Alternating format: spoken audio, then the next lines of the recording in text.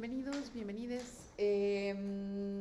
Esta es nuestra tercera mesa, sesión, ronda, como querramos llamarlo, de esto que se nos ocurrió, que son estas jornadas de trabajo académico. Le pusimos un nombre muy formal para que se viera muy formal, pero ustedes saben que la intención ha sido que tengamos unos espacios diferentes en los que tengamos la posibilidad de conversar con académicos, académicas, investigadores, investigadoras de distintos campos disciplinares, con la intención de que en cada caso conversen con ustedes, nos den pues sus propias ideas, experiencias sobre pues lo que significa, los retos que implica la investigación, ¿no?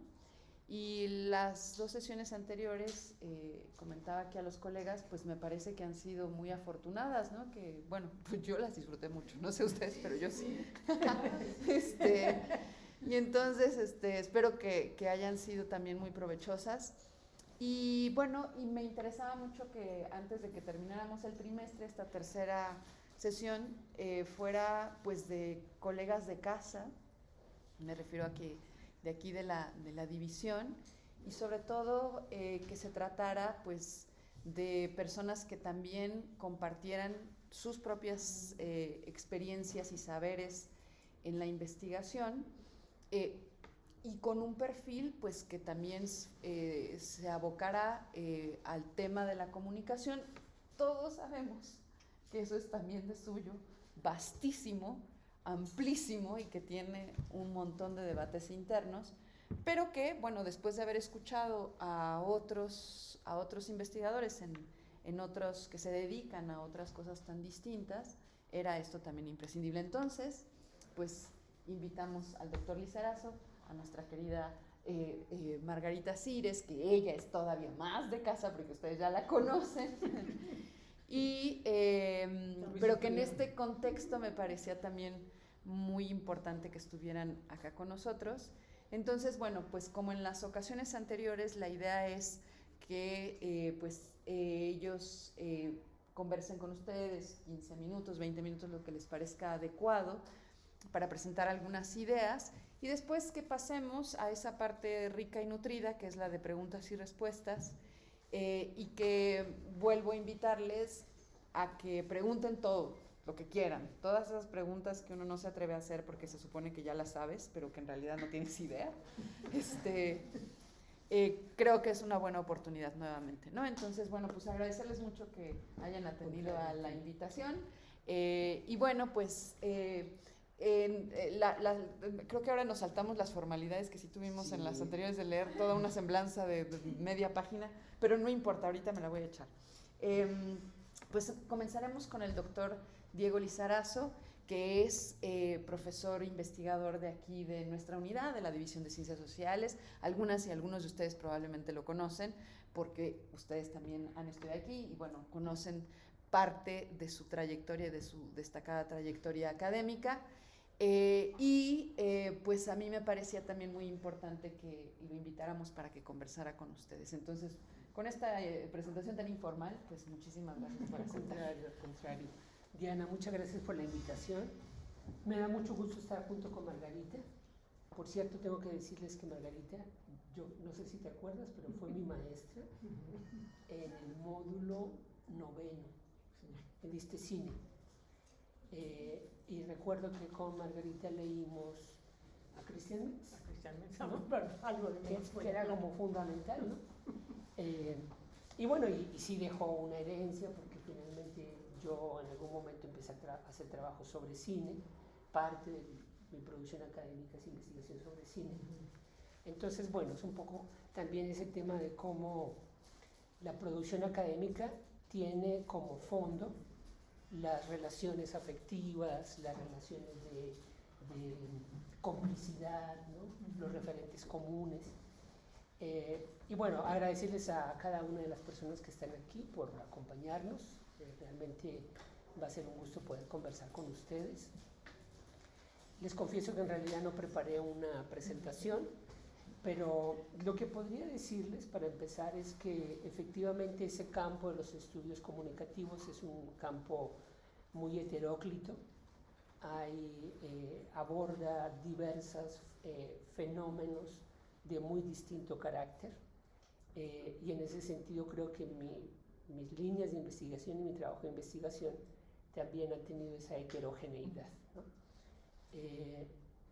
Si intentara organizar un poco cuáles han sido los ejes de trabajo de investigación que he realizado, yo creo que podría pensar como en 3 líneas.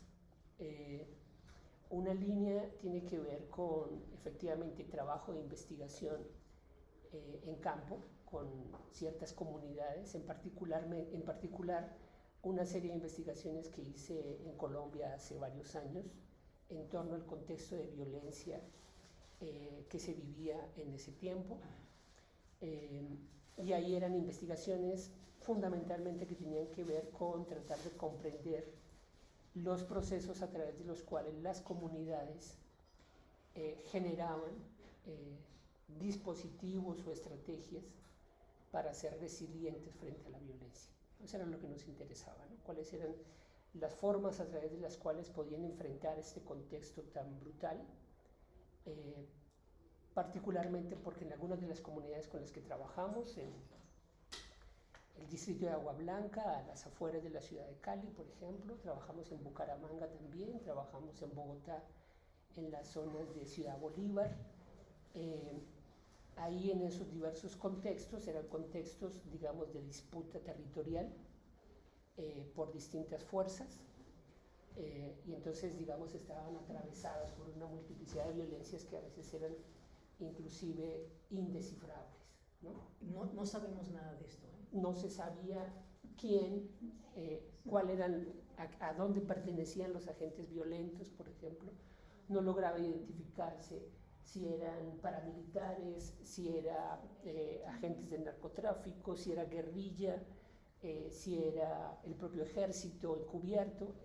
Era un contexto muy complicado, pero en ese contexto lo que era más interesante es cómo las propias comunidades generaban algunos sistemas de protección y desarrollaban algunas estrategias para interiormente, por lo menos, pasar del conflicto interno de la propia comunidad a procesos de conversación y diálogo para estabilizarse, ¿no? Entonces, eso es una línea de trabajo que fue para mí muy importante en un tiempo, pero en esa misma línea de trabajo, digamos, de un trabajo orientado a hacer investigación social de procesos comunitarios o de ciertos colectivos, etc., tuve la oportunidad de desarrollar varios trabajos respecto a la relación entre los medios de comunicación y los procesos a través de los cuales niñas y niños de la escuela básica generaban dinámicas de estructuración simbólica de sus contenidos y los vinculaban con su propia experiencia vital. De ahí salieron 2 libros, uno se llama La fractura simbólica y el otro se llama El espacio lúdico, en el que daba cuenta de la relación terciada, digamos, entre tutores, padres, madres de familia, niños y niñas y sus profesores. Todo esto, digamos, esa triangulación en torno a la dinámica de procesamiento simbólico del contenido televisivo. Ya sabrán, esto era de iniciando los 2000, estas investigaciones.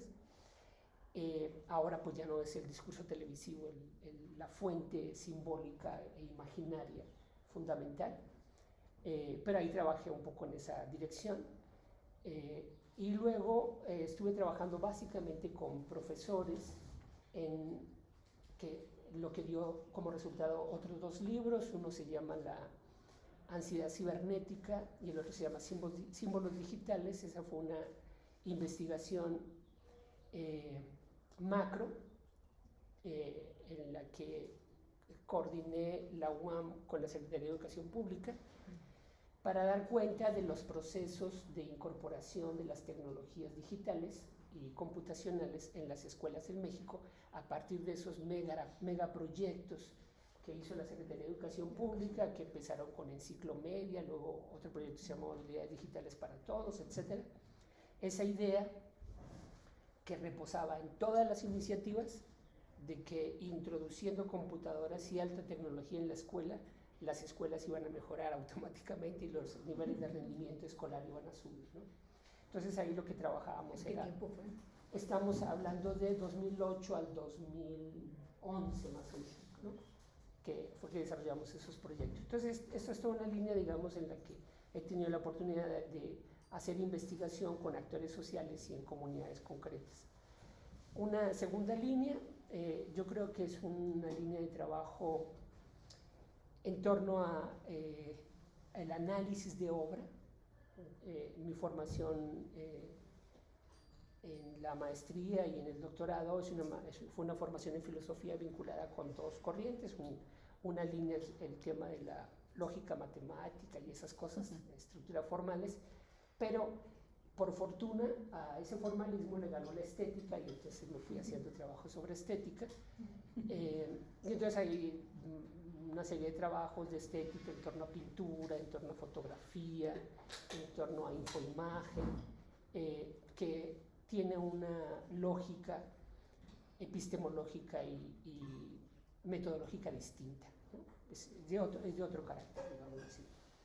Y una tercera línea que creo que es más la que está afincada en mi formación en filosofía, que es una investigación puramente conceptual, donde digamos lo que estamos problematizando y discutiendo son teorías, conceptos, y en ese sentido, bueno, trabajé una serie de cosas sobre lógica modal y particularmente un elemento de la lógica formal que a mí me interesaba mucho, que se llama las actitudes proposicionales, que es el tema de cómo frente a una proposición, a un enunciado, el sujeto tiene distintas posiciones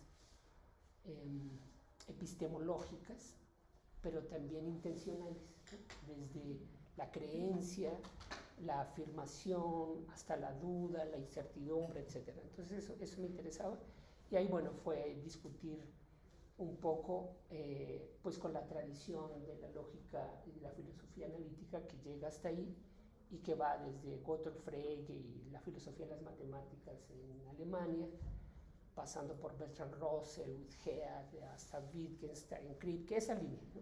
O sea, ahí me clavé un tiempo en esa línea y era un trabajo, ahora sí que muy solitario. Ese es un trabajo muy solitario. Claro que siempre hay una conversación, estás discutiendo con los autores, pero es un trabajo solitario. Me pasaba, por ejemplo, en esas noches enteras resolviendo problemas de lógica, que además hay un placer en eso. Uno desde fuera puede decir, pero qué gusto puede haber en pasarse la noche o varias horas resolviendo un problema de lógica. Sí hay un placer, sí hay realmente un gusto del procedimiento, del abordaje de los argumentos y del encontrar soluciones. Ahí hay una cuestión estética también. Ahí en la lógica y en las matemáticas hay una estética. Las matemáticas son muy estéticas, ¿no? Entonces eso está vinculado con otros intereses que tenía. Entonces una parte de mi producción académica estuvo en esa discusión y creo que la discusión que más desarrollé y que más me interesó fue tratar de construir los fundamentos de una hermenéutica de las imágenes, que fue algo en lo que trabajé cerca de 10 años. La hermenéutica es un conjunto de disciplinas filosóficas muy relevantes, con una historia muy larga, ¿no? Vienen desde la antigüedad, y que, digamos, tienen siempre una posición crítica respecto a los sistemas muy analíticos y muy positivistas, y que, digamos, dan cuenta de los procesos de interpretabilidad de toda la experiencia y de todo el sentido. Y lo que yo notaba es que la hermenéutica básicamente ha trabajado en torno a textos escritos, a ensayo académico y a textos literarios, pero no había un frente de la hermenéutica respecto a la imagen. La imagen estaba completamente ajena a esas discusiones hermenéuticas. Entonces me interesó tratar de empezar a pensar la imagen desde una perspectiva hermenéutica, y ahí, bueno, me clavé varios años trabajando, salieron varios libros a partir de ese proyecto de hermenéutica de las imágenes, que creo que pues fructificó, digamos, de alguna manera el esfuerzo. Y bueno, lo que tendría que decirles es que siento que en cada una de esos ejes proceso de investigación, la dinámica a través de la cual aparecen las preguntas de investigación, se formulan los problemas, se plantean hipótesis, etcétera, son más o menos distintos, ¿no? Tienen características distintas, pero también de alguna forma todo proyecto de investigación involucra esas tres fuerzas, ¿no? Es decir, por una parte, aunque un proyecto de investigación esté muy orientado a dar cuenta de cómo una comunidad en particular elabora o procesa ciertas dinámicas, necesitas una fase y un momento de conceptualización y de discusión teórica casi que en una condición más o menos pura, donde puedas discutir los conceptos o pensar y problematizar los conceptos por sí mismos, ¿no? Entonces, de una u otra forma, estas líneas se interpenetran, se interconectan y van produciendo distintos efectos, ¿no? Que es un poco lo que en la historia del trabajo que he hecho me ha producido, ¿no? Me gustaría quizás contar un par de experiencias concretas para que sea menos esotérico y menos abstracto esto que estoy diciendo. A mí me ha interesado siempre el tema de la fotografía. Me parece que la fotografía es uno de los dispositivos de sentido más interesantes que se han producido. Y entonces, durante un tiempo estuve trabajando en torno a una teoría de la fotografía. Y quizás el trabajo que hice sobre la teoría de la fotografía me llevó a plantearme una pregunta respecto a la relación entre la fotografía y el dolor, y particularmente una pregunta en torno a si la fotografía es un dispositivo que en ciertas condiciones tiene la posibilidad de generar una transitividad ética entre la imagen y quienes ven la imagen respecto al sujeto doliente en la fotografía. ¿Sí? Esa era la pregunta. Y claro, esa pregunta convocaba una discusión con muchos autores, particularmente una discusión con Virginia Woolf, con Susan Sontag y con Judith Butler. Entonces, teóricamente es una discusión que para mí fue muy rica. Empecé a pensar cómo podría imaginar una conversación entre ellas tres, ¿no? Una conversación imposible, ¿no? Cronológica e históricamente, pero evidentemente en las tres había un pensamiento sobre la fotografía y una problematización de la fotografía en relación con el dolor, que era el núcleo del asunto.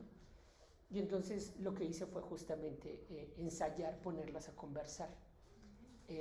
Y produjo un texto más o menos literario de una conversación imposible, pero necesaria entre las tres. Ese texto no lo publiqué, pero lo usé de base para uno de los capítulos de mi libro de la fotografía y el otro. Porque el libro, bueno, ya era más bien un tratamiento más argumentativo y más conceptual. Pero la verdad es que imaginar la conversación entre ellas tres en la forma literaria, es decir, realmente imaginarme tal como conocía un poco la biografía y el estilo de Virginia Woolf frente a Judith Butler, eso era para mí muy interesante, ¿no? Tratar de contrastarlas, de pensar las diferencias enormes que tienen, en fin. Y ese trabajo de imaginación me dio la posibilidad entonces de conceptualmente problematizar sus vínculos teóricos. Pero en las tres el tema de la fotografía está vinculada yo diría, más que con las fuerzas de establecimiento de la transitividad moral, está con el dispositivo de poder que ocluye esa posibilidad, ¿no? Es decir, los trabajos de las tres lo que dan cuenta es de cómo en la imagen se concretiza unos principios, dice Judith Butler, civilizatorios, que se convierten en encuadre, y ese encuadre es una forma de capturar la realidad para succionarle su energía estético, experiencial, etcétera, como un dispositivo para una suerte de plusvalía del poder. ¿Para qué? Como para una suerte de plusvalía del poder, ¿no? Y ese es Por ejemplo, en Judith Butler es el trabajo de análisis de las fotografías de Abu Ghraib, ¿no? En el que hace una asociación interesantísima, ¿no? Es decir, en la guerra de Irak, los periodistas operaron todos como lo que ella llamaba el periodismo incorporado. Es decir, el Departamento de Defensa adiestraba, codificaba y ponía a los periodistas donde el Departamento de Defensa esperaba. Entonces, no podían llegar al frente si no estaban integrados en los grupos que conformaba el Departamento de Defensa. A eso le llamó ella periodismo incorporado, y a esas fotografías las lee como fotografías de periodismo incorporado. Pero hace una asociación que me parece muy interesante, es que la fotografía de Abu Ghraib, que como ustedes saben es una fotografía producida por esa combinación entre corporaciones privadas y ciertos elementos del ejército norteamericano que se convirtieron en los custodios de la cárcel, y que producen esas fotografías al parecer como una especie de juego y deleite de su superioridad suprematista sobre los presos, ¿no? Entonces lo que ella plantea es algo muy interesante de cómo esas fotografías, esa especie de supuesto lugar de excepción, es otra forma de periodismo incorporado. Entonces, está, digamos, la misma lógica de la imagen como principio de oclusión y de tortura, apareciendo tanto en el periodismo oficial, institucional, como en las prácticas iconográficas y en los placeres privados, digamos, de esta experiencia o de este posicionamiento como suprematista, ¿no? Bueno, y con Sontag es igual.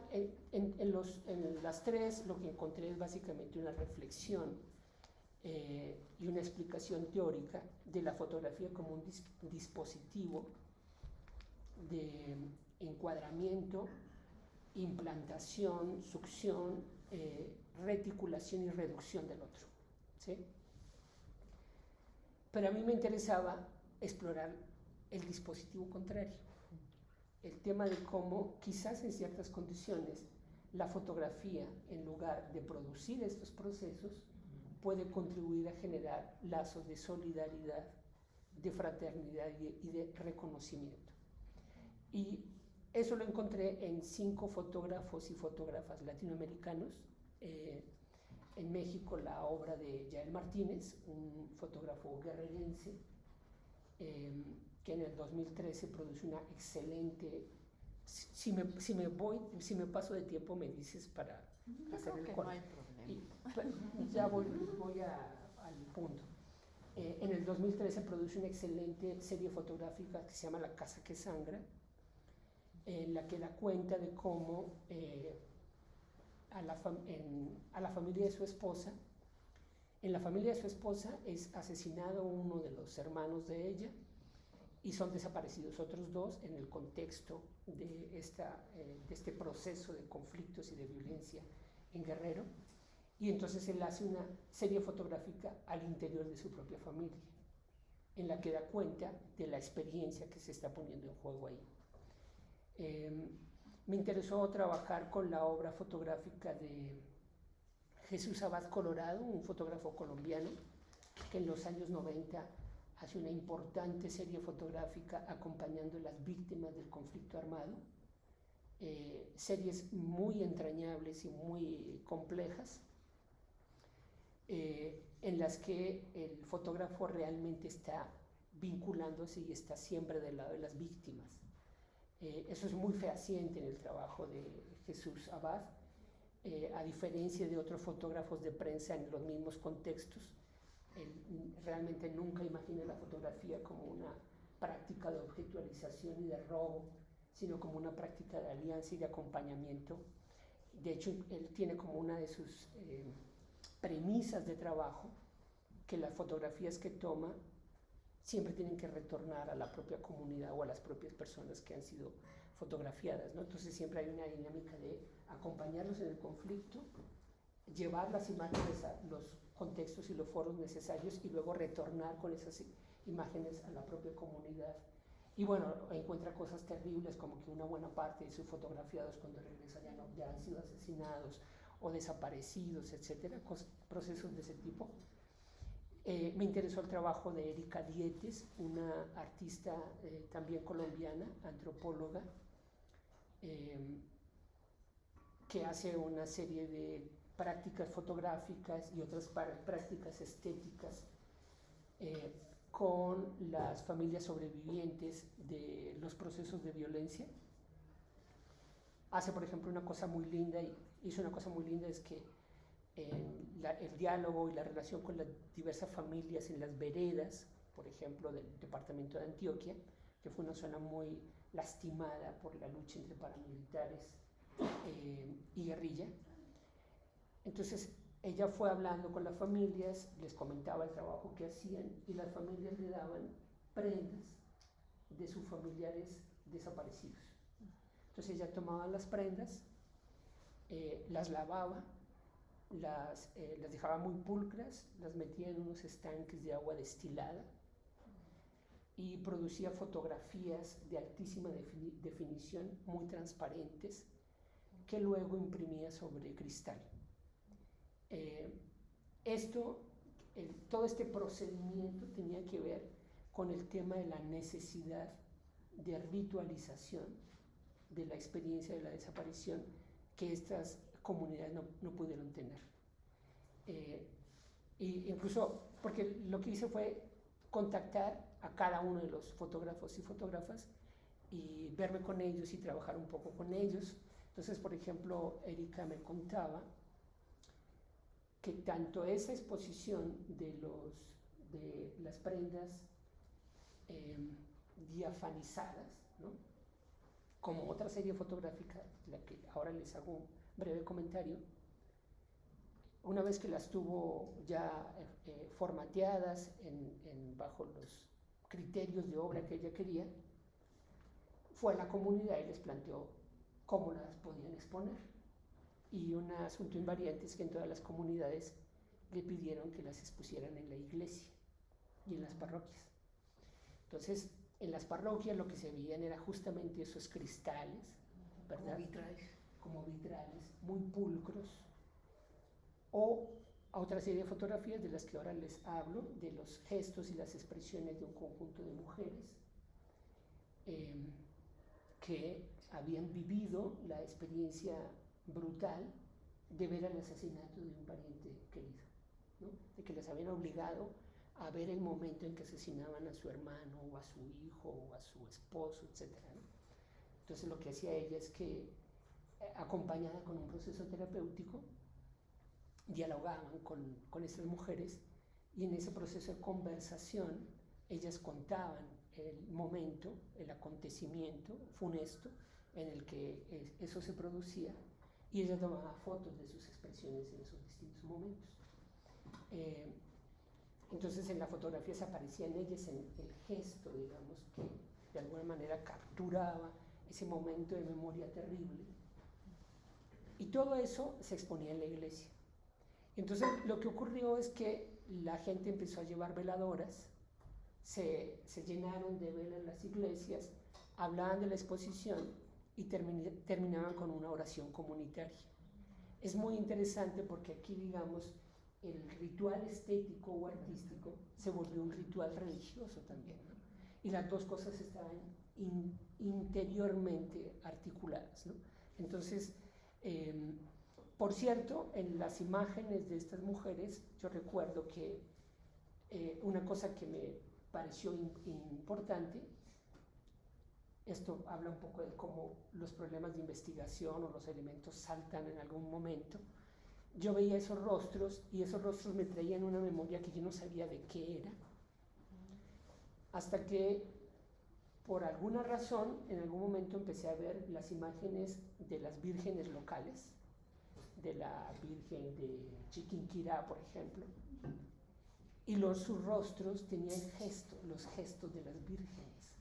Eso me pareció interesantísimo, cómo había esa conexión muy profunda, y ello me llevó a incorporar todo el trabajo de Avi Warburg y el tema del pathos formel, que ustedes saben es esa categoría con la cual el historiador del arte trata de dar cuenta de la persistencia de las formas a través del tiempo, ¿no? De cómo hay ciertas formas estéticas. Su trabajo es básicamente dar cuenta de cómo en el Renacimiento está el mundo antiguo, ¿no? De cómo entonces algunas de esas improntas permanecen y atraviesan el tiempo, y esas figuras se reformulan otra vez en el Renacimiento, y parte del significado pretérito se incorpora en el nuevo significado. Entonces ahí esto me dio elementos para pensar esa conexión, de cómo de alguna forma había un elemento, por supuesto, ritual, y luego tuve oportunidad de ver otra serie fotográfica de comienzos del siglo XX en Colombia, en la que aparecían los rostros de las mujeres indígenas violentadas en los procesos de colonización de comienzos del siglo XX para la explotación del caucho, y algunos de esos rostros tenían improntas muy parecidas. Entonces, de alguna forma, lo que me parece que esto revelaba es que en la imagen contemporánea estaban presentes historias de dolor y luchas anteriores que aquí de alguna manera se acopiaban y generaban una especie de fuerza semiótica y estética, social, antropológica muy significativa, ¿no? Trabajé también, y ya con esto cierro, con una fotógrafa argentina que se llama Lucila Quieto, que vivió el proceso argentino, ese proceso entre el 76 y el 85, ¿no? El proceso del régimen militar en Argentina, de la cual ella hace una serie fotográfica que se llama Arqueología de la Ausencia, muy interesante. Ella no pudo conocer a su padre fue desaparecido, pero tenía la necesidad de generar una escena en la que estaba con su padre, ¿no? Entonces lo que hace ella es que sobre una pared proyecta una fotografía de carnet de su padre, de su licencia de conducir. Va y se pone frente a la pared, se acerca a él y toma una nueva fotografía, ¿no? Entonces en esa nueva fotografía logra ese tiempo imposible, ¿verdad? Logra reunirse con él. Y a partir de eso se produce una serie de fotografías de otras personas que también son hijos o nietos de desaparecidos, que le encargan las imágenes que no pudieron tener, pero que se merecían, digámoslo así, ¿no? Y eso digamos, ese dispositivo estético, esa solución estética, tiene un impacto sobre la propia teoría de la fotografía. La teoría de la fotografía es muy conocida, el planteamiento de Roland Barthes respecto al futuro anterior, un planteamiento que retoma Judith Butler, por cierto, tanto en términos de cómo ese futuro anterior da cuenta de que efectivamente estamos ante una vida, porque hay un proceso que deviene y esa vida perecerá, ¿no? Pero con esta fuerte indicación de que la fotografía siempre es un pasado que se testifica y que en algún sentido se cierra. Pero lo que hace Lucila Quieto y lo que se hace con todo este proceso es justamente revelarse ante ese cierre del pasado, ¿no? Donde es posible una fotografía que no cierra el pasado, sino que construye el territorio y las posibilidades para que el pasado que no fue, pero que tendría que ser, se testifique como una especie de justicia poética, ¿no? Bueno, yo no sé si dije algo que tenía que ver con de lo que se trata esta convocatoria, pero un poco por ahí ha sido la experiencia. No quiero seguir hablando para no quitar más el tiempo del evento.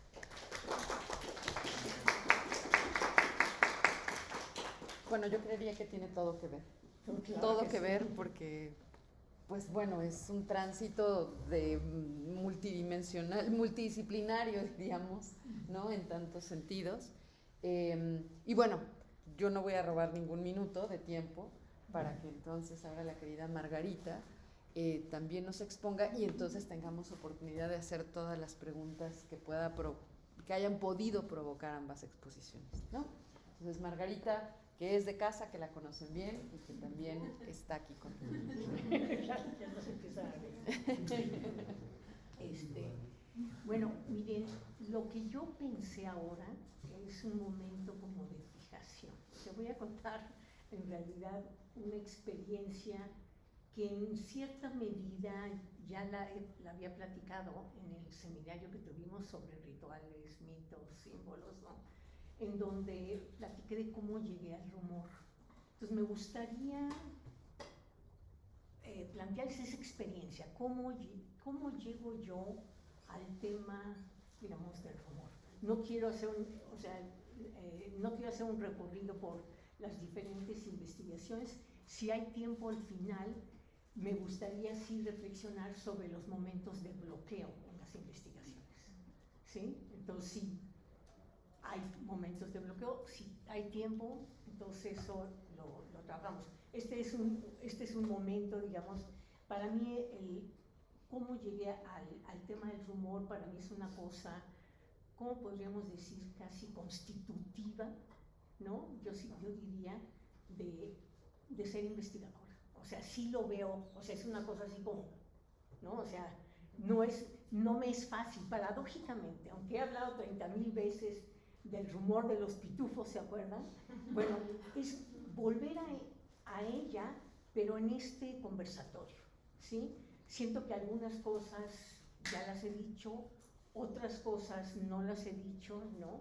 Y sí quiero, ¿cómo se llama? Un poco hablar de por qué yo me entré sin ningún estado del arte, sin ningún planteamiento de problema, o sea, sí, o sea, era así, vámonos, ¿no? ¿Cómo le entras al toro, ¿no? Sin haber jamás, ¿me entiendes?, practicado, ¿no? Y bueno, yo les he comentado que en esos años, ¿no? En los años más o menos, imagínense, de los 80s, ¿no? La mayoría de investigaciones que se hacían en toda América Latina, y bueno, en el mundo, estaban más enfocados a los procesos que tienen que ver con el emisor, ¿no? Y allí se empezó a hacer, algunos autores empezamos a trabajar, digamos, más bien cuestiones de procesos de recepción, ¿no? Y estuve trabajando algunos aspectos que tenían que ver con los procesos de recepción de la televisión infantil. Y bueno, ¿qué me marcaba a mí, madre de 3 hijos, ¿me entiendes? Hijos que les gustaba que su madre viera la televisión con ellas y entre ellos el programa de pitufos, ¿no? Entonces, esta parte, digamos, como singular, ¿me entienden?, de mi experiencia, no solamente porque ya estaba trabajando en la UAM Xochimilco como profesora, sino también el hecho de que tenía tres cabroncitos, ¿no? Entonces, evidentemente, entonces eso, ¿me entienden? O sea, y la televisión era un tema, ¿no? Eso era un tema.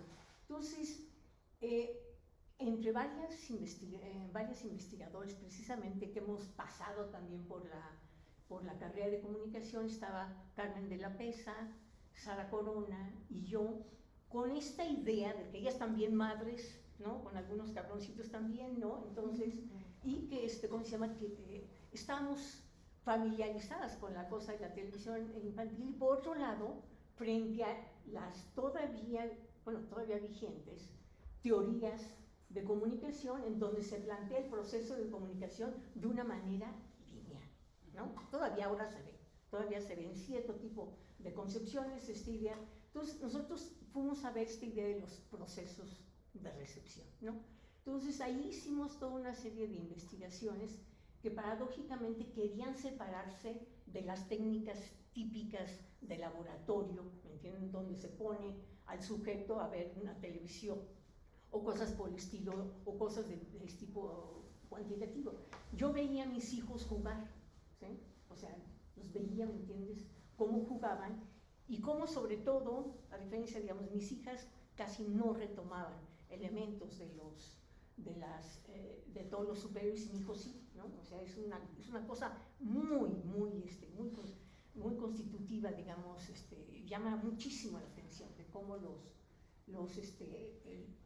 niños retoman las figuras, ¿me entiendes?, del superhéroe, ¿no? O sea, eso es de investigar. También toda la parte, y eso lo estuve analizando, entonces nos fuimos a hacer análisis en el espacio de juegos, ¿sí? Y eso ya me dislocó, ¿me entienden? Ya de esta idea, ¿me entienden?, de emisor, mensaje, receptor, porque a los niños que estaba viendo eran niños que pertenecían a cierta clase social, ¿me entienden?, que iban a determinado tipo de escuelas, ¿me entiendes?, que pertenecían a cierto grupo social, claramente, ¿no? Entonces allí estuvimos investigando, digamos, niños en diferentes sectores sociales y cómo retomaban elementos de la televisión en los juegos infantiles, ¿no? A partir de eso, entonces, yo abro un área de concentración sobre procesos de recepción de la televisión infantil, ¿no? Unas estudiantes vienen explorando como diferentes técnicas, que arroja el cuestionario, que arroja esto, que arroja el otro, y me dicen que en una escuela de clase alta de Las Lomas, los niños les gusta el programa de los pitufos, pero no quieren hablar del programa de los pitufos. No existe. Perdona. Eso no existe. Eso no puede ser. O sea, que un niño no quiera hablar de su programa favorito. Aquí hay gato encerrado. A ver, por favor, regresen. Regresen porque es que no pueden. Allí pasó algo. Allí definitivamente pasó algo, entonces regresen, ¿no? Y bueno, entonces se encontraron que los niños, y allí, fíjense, de clase alta, decían que estaba circulando entre los niños y en las escuelas el rumor que decía que los objetos, no los personajes, que los objetos pitufos cobraban vida, agredían a los niños de diferentes maneras y no querían hablar. Si bien ellos no creían porque eso eran cuentos como de sirvientas o cuentos de tontos, pero no querían hablar, ¿sí? O sea, algo les movía, ¿me entiendes?, por lo cual no querían hablar. Yo dije, ¿qué? O sea, la verdad que yo me fui para atrás. O sea, el programa habla de duendes bondadosos, ¿sí? Y aquí el rumor está diciendo lo contrario. A ver, ¿cómo es esto, no? ¿Cómo es este proceso de resignificación en dónde, cómo, cuándo se puede decir ahí sí, lo contrario, ¿no? Frente a cualquier, ¿me entienden? Digamos, esquema totalmente lineal, esto no puede ser, ¿no? Entonces yo dije, no. Y entonces averigüé, y ahí sí fue, digamos, me encontré con que este rumor no había circulado solamente en esa escuela, sino había circulado en toda la República. Tenía ahí una amiga que estaba trabajando en diferentes escuelas, yo le pedí que les preguntara a las maestras, y las maestras inmediatamente señalaron, de hecho hasta yo les pedí si no les podían pedir a los niños que escribían qué habían oído de los objetos pitufos, como para decir, ¿me entiendes?, para clarificar, no es de los personajes, sino de los objetos. Y entonces, pues evidentemente los niños que no sabían nada del rumor escribían algo sobre el programa, ¿sí? Y los niños que sí sabían, pues sí hablaban, ¿me entienden?, de lo que habían escuchado. Y ahí me di cuenta de que estaba pues realmente bastante, o sea, totalmente expandido, ¿no? O sea, hasta en la zona, digamos, del sureste, donde trabajaba mi esposo y tenía también muchos contactos en Quintana Roo con las escuelas, también a veces en la zona de Valladolid, ¿me entienden?, en la zona, ¿me entiendes?, de Quintana Roo, ¿no? En todas partes. Y dije, ¿cómo se da ese proceso? ¿Sí? No existían las redes sociodigitales, ¿sí? Estoy hablando, no existían las redes sociodigitales, ¿sí? ¿Cómo había circulado, ¿me entienden?, este fenómeno ni siquiera sabía. Yo decía, bueno, ¿cómo llamo este fenómeno? Lo llamé inmediatamente, sin rumor, porque tenía mínima noción también del sentido común, era como, bueno, circula colectivamente por diferentes grupos sociales, entonces es un fenómeno. No tenía ni la más mínima idea de ese fenómeno, cómo lo definía, les aclaro, nada. O sea, una intuición. Ahora, aquí quiero decirles cómo uno trabaja con con prenociones que uno trae. Digamos, son nociones, pero no están reflexionadas, no estaban en ese momento problematizadas. Sinomente lo que me queda muy claro, digamos que, bueno, estaba este fenómeno, me parecía fascinante, o sea, vamos, ¿no? O sea, al mar, ¿no? O sea, evidentemente, para mí fue una cosa, te metes al mar, ¿no? Y sí me pareció la idea, ¿me entienden? Como de que frente a la idea de que el rumor es falso, es una idiotez, entonces por lo tanto investigarlo, porque más bien lo que se tiene que hacer es negar, ¿no? Hay que decirles a los niños, oigan, ¿cómo creen eso? ¿No? ¿No? O sea, hace cuenta esta idea frente a la idea de que el rumor es algo falso, la actitud sería, ¿me entiendes? Pues negarlo y decirles a los niños que pues eso no existe, ¿no? O sea, eso no se da, ¿no? Cuando a mí me parecía que era una ventana como para un mundo, ¿me entiendes? Totalmente desconocido, ¿no? Entonces ahí me enteré de que había habido quemas de pitufos en la zona de Nezahualcóyotl. Quema de pitufos, o sea, ustedes saben lo que significa eso, no es nada más considerarlo verosímil, sino quema, ya estamos hablando hasta de una cosa como de creencia, ¿sí? O sea, se junta, la gente queman objetos, pitufos, ¿me entienden? En Nezahualcóyotl. Y después otra cosa que, ¿me entiendes? La baja de venta de productos pitufos digamos, en Liverpool, ¿me entienden? Entonces fui yo, digamos, a ver, oigan, quería comprar yo, ¿qué objetos? No, pues es que últimamente no salen, tenemos 2 que 3 cosas, pero no, y bueno, yo les inventaba que quería otra cosa especial, ¿no? Pero bueno, la cosa estaba claro que había bajado la venta, ¿sí? O sea, estamos hablando ya de un impacto, ¿me entienden?, a nivel colectivo, no existen las redes sociodigitales, ¿no? Y bueno, allí fue donde, evidentemente con ciertas, digamos, prenociones, yo dije, bueno, rápido hay que hacerlo, ¿no? El rumor es una cosa efímera, hay que empezar a hacer, ¿cómo se llama?, entrevistas, ¿no? Y hay que empezar a hacer... Y bueno, yo andaba con los estudiantes, ¿me entiendes?, con esta idea de que había que probar diferentes métodos de investigación, ¿no? Ya estaba que, por lo menos en textos escritos, algunos los llegaban y ahí me llegaron cosas muy uniformadas, ¿no? Porque la cosa de la escritura, ¿me entienden? O sea, el lenguaje, el dispositivo de la escritura hace que la gente, digamos, o los niños, en este caso, escribían una cosa más acotada, pero con todo y todo interesante. Entonces, estaba claro que se había difundido y estaba circulando, digamos, ahí, pero no encontraba versiones particulares, ¿sí? Ahí no detectaba yo que hubiera versiones particulares. Entonces me fui a una escuela y después decía, y bueno, ¿y de qué edad? La pregunta, ¿no? O sea, si quiero trabajar con niños, ¿cómo de qué edad? Sabía yo, por los trabajos que había hecho de niños, todo lo de Piaget, el desarrollo cognitivo, no es lo mismo, ¿me entienden?, agarrarlos, ¿me entiendes?, a los 4 años, no está el juego simbólico, o, ¿me entiendes?, o 6 u 8, ¿me entiendes? O sea, había que dar, pues, a ser pilotos. Vamos, entonces agarré una escuela, ¿no? Josefina Vilar tenía muy buenos contactos allí con todo, donde su hija hablaba del rumor y lo creía, ¿no? Entonces yo dije, vámonos, ahí nos vamos, ¿no? Y entonces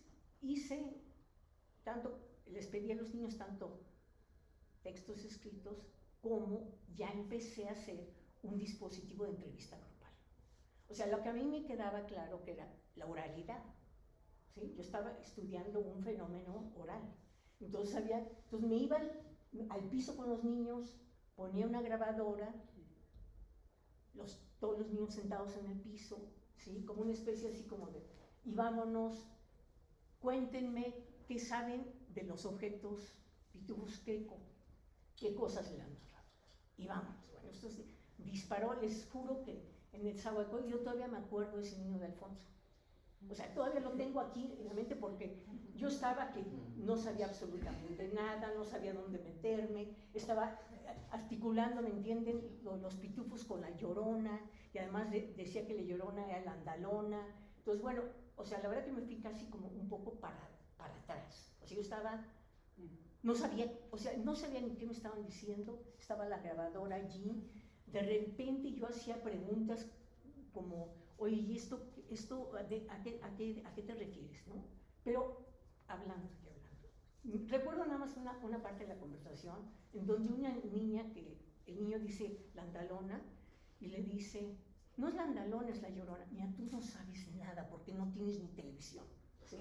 O sea, así, o sea, no, tú no tienes, cállate. Y era el líder, ¿sí me entiendes? Así, vámonos, ¿no? Es la Andalona, ¿no? Bueno, es la Andalona. Y así, y bueno, Llorona, Andalona. Lo que me quedó claro, ¿me entienden? Allí, y los niños estaban, o sea, no se querían ir, ¿sí? Una hora, ¿sí? Una hora, o sea, tuve que poner otro cassette, ¿sí? O sea, otro cassette, siguen los niños hablando de eso y no se iban, ¿sí? Una hora para niños, ¿me entienden? De 8 años. Ahí, digamos, bueno, lo que me quedé claro era que de 8 años podían escribir, pero a su vez ya tenían, ¿me entiendes?, la capacidad, ¿me entiendes?, de interactuar entre ellos, ¿no? Y bueno, y allí fue entonces donde la verdad que yo me fui para atrás, digamos, y como que dije, bueno, la verdad que me pareció interesantísimo. Y me encontré con que los niños asociaban las cosas. O sea, que los niños asociaban con múltiples discursos, ¿sí? Que si la Llorona, que si la Virgen se aparece, que si, o sea, todo lo que se aparece y se desaparece. Entonces, ¿por qué no los pitufos se pueden aparecer y se pueden desaparecer? Entonces, lo relacionaban, ¿me entienden?, con leyendas como la Llorona, leyendas tradicionales, con cosas religiosas, pues los santos se aparecen, la Virgen se aparece, y después con programas que en ese momento estaban circulando de muñecos que cobran vida.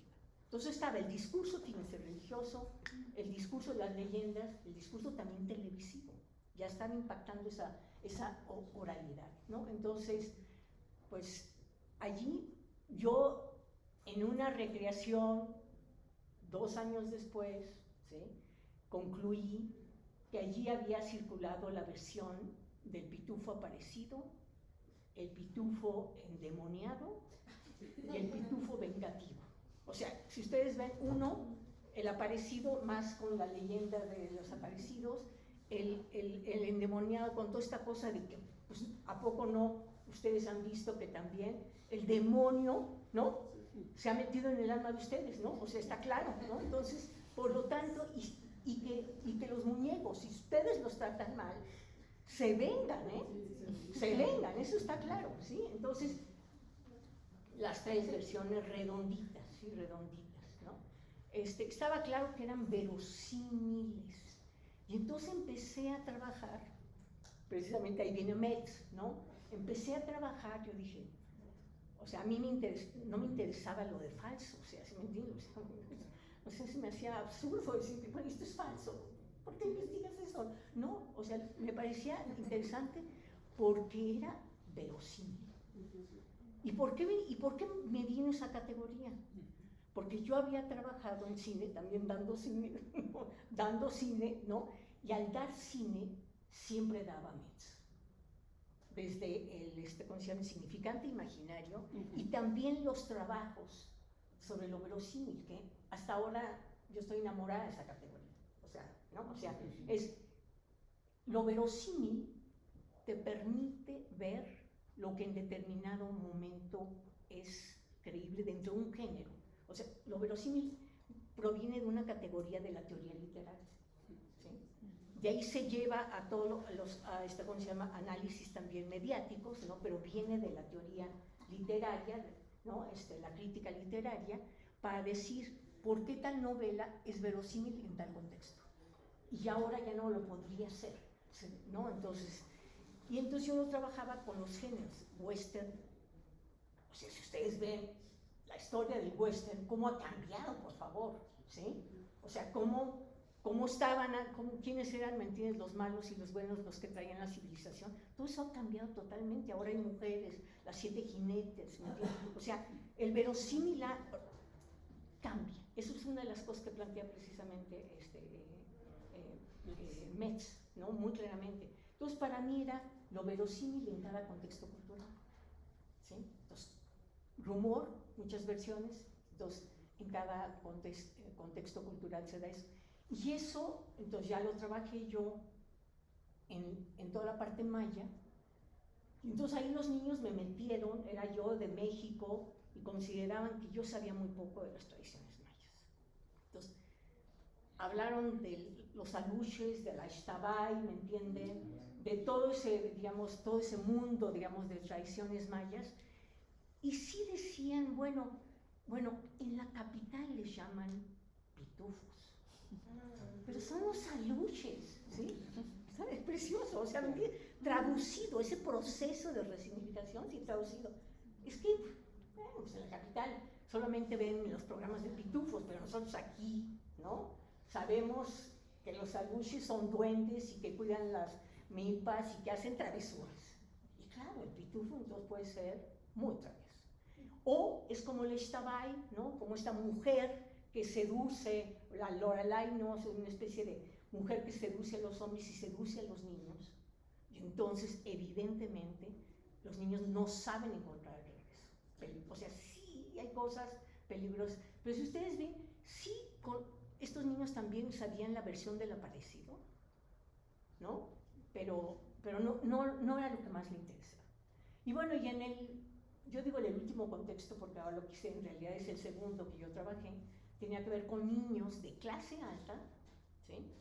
Que no le conferían ninguna verosimilitud al rumor, o sea, como en la visión de que cobraban vida y mataran a los niños. Eso, o sea, o agredían a los niños, eso, esta cuestión más animista, para nada, ¿eh? Esos son cosas de las sirvientas, de los tontos, de no sé qué tal. Muy interesante. ¿Sí me entiendes? La distinción está allí. Bourdieu puesto allí claramente. Estos son cuentos de otros.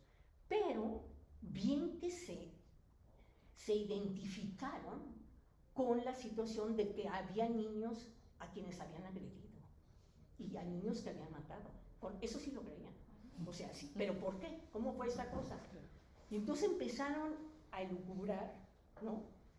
Que seguramente era una persona, un sujeto malo, con una tecnología, a control remoto, ¿sí? que había mandado a los pitufos para agredir a los niños. O sea, a mí me pareció lindísimo, porque entonces ahí se ve, ¿me entiendes? O sea, igual de jalado que el otro, ¿no? O sea, pero con ciencia ¿sí? y técnica. Pero con los pitos de la tecnología, sí. Y después, miren, las otras dos de clase. ¿A quién pensaban que podría ser? Si no es un muñeco, es un pitufo ladrón. Es alguien que se disfrazó, un ladrón que se disfrazó de pitufo y que agredió a los niños. O es, otra vez, la sirvienta, empieza que tener mucha desconfianza de ellas, ¿no? Que seguramente es tan tonta que pues, le echó sangre y se le echó al muñeco pitufo, ¿sí? La clase social, ¿sí? Claro. Los miedos de la clase social ahí estaban, los niños reproduciendo, ¿no? O sea, todo esto, bueno, a mí me pareció muy, muy interesante. Y bueno, y con todo, ¿cómo voy, O sea, ahí vamos. Ahí vamos. Entonces, bueno, lo que me queda claro, ¿me entiendes? Era con estos, y después yo dije, bueno, ya tenía, ¿me entienden? O sea, un chingo de entrevistas. O sea, ¿me entiendes?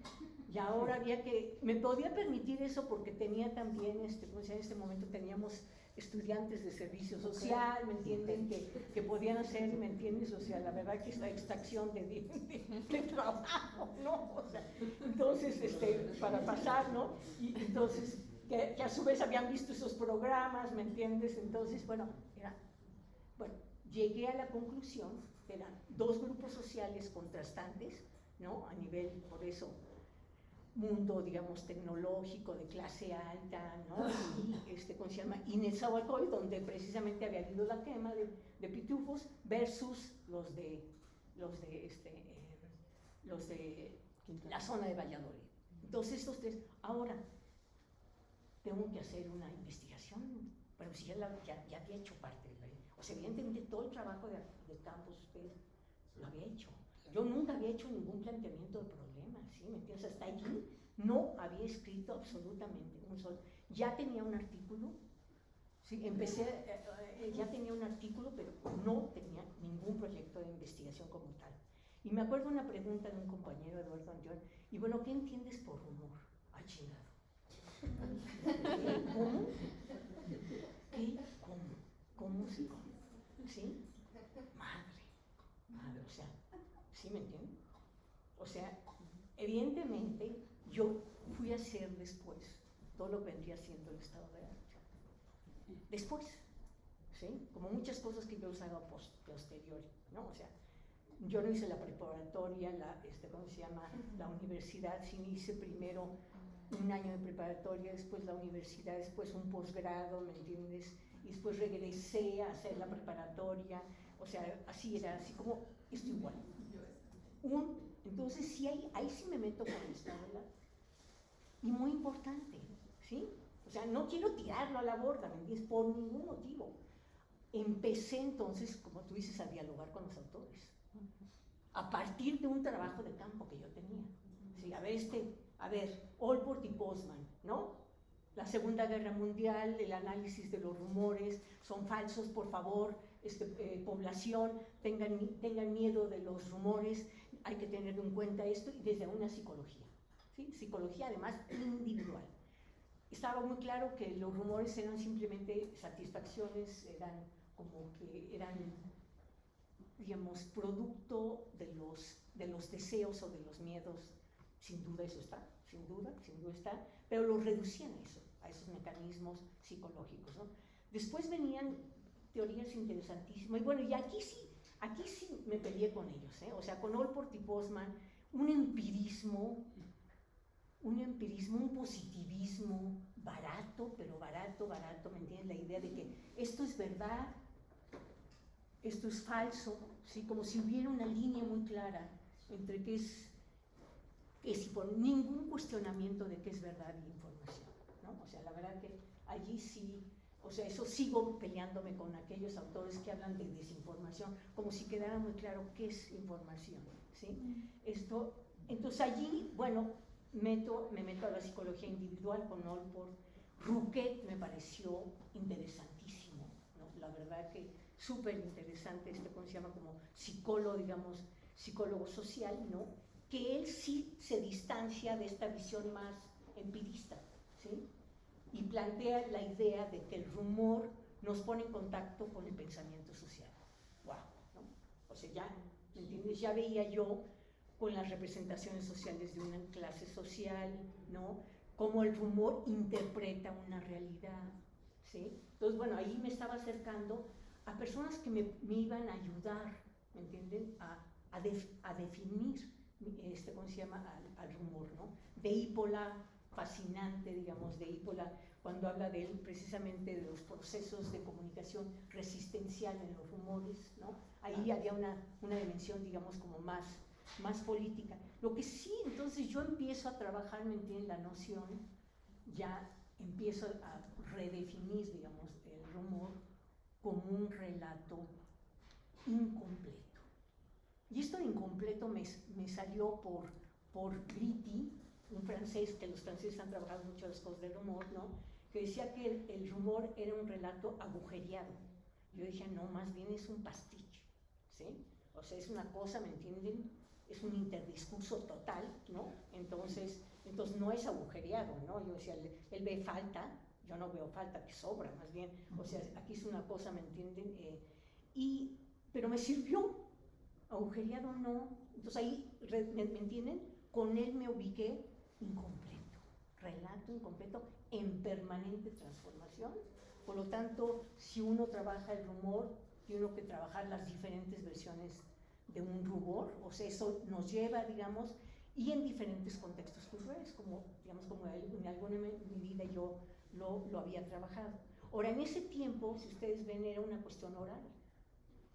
Y bueno, ya en los estudios más recientes, evidentemente, pues cuestiono totalmente esta división de que era un fenómeno oral, para nada, ¿no?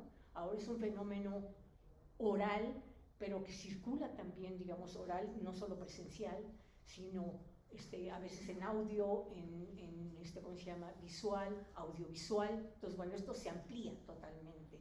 ¿no? Y es puede ser una narrativa, digamos, digital, ¿no? Y por otro lado, circula en redes sociales tradicionales y en redes, digamos, sociodigitales. Y aquí hay una cosa que a mí me pareció, digamos, muy interesante, porque cuando yo empiezo a trabajar los rumores relacionados con la pandemia, me doy cuenta de que en un contexto global, como es la pandemia, los rumores están articulados con narrativas conspiracionistas. Y esas narrativas conspiracionistas no son nada más locales, no son como La Llorona, ¿me entienden? No. O sea, circulan y en todos los diferentes casos de estudio de los rumores relacionados con la pandemia ha salido la narrativa conspiracionista. Y ahí sí me parece que hay una dimensión política también que hay que investigar. Esto no es gratuito, no es gratuito.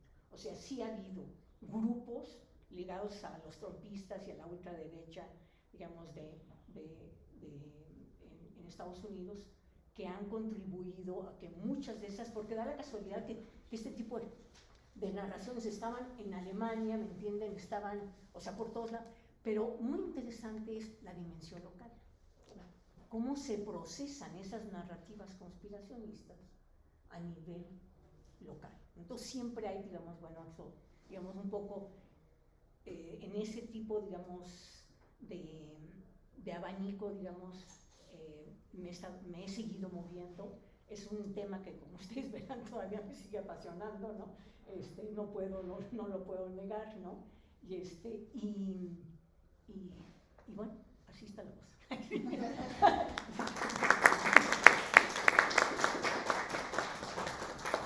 Pues creo que a todas y a todos nos transmiten la pasión por los temas y bueno, yo creo que, bueno, a mí se me ocurren 1000 preguntas, yo les podría hacer 1000 preguntas porque en ambos casos me parece que la cuestión está articulada precisamente con que a veces, independientemente de aquellos asuntos móviles que les están provocando lanzarse a hacer una investigación, lo que es cierto es que también siempre tenemos carencias, ¿no? Es decir, nadie ya poseía la teoría antes de, ¿no? Exacto.